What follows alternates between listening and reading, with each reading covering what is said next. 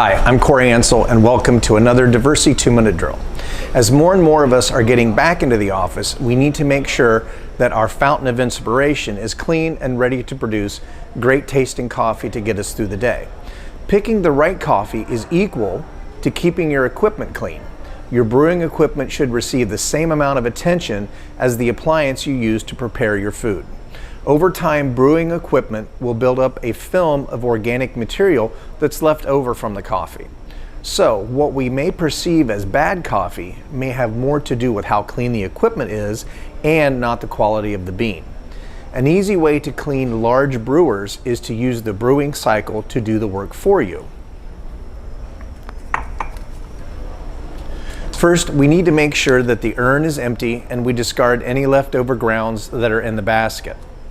The product we'll use for this is Suma Shine that comes in a handy 1-ounce packet.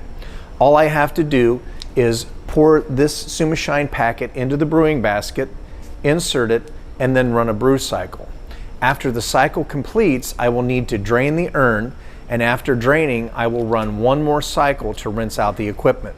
If you have different size equipment, the amount of Suma Shine can be adjusted to meet your needs.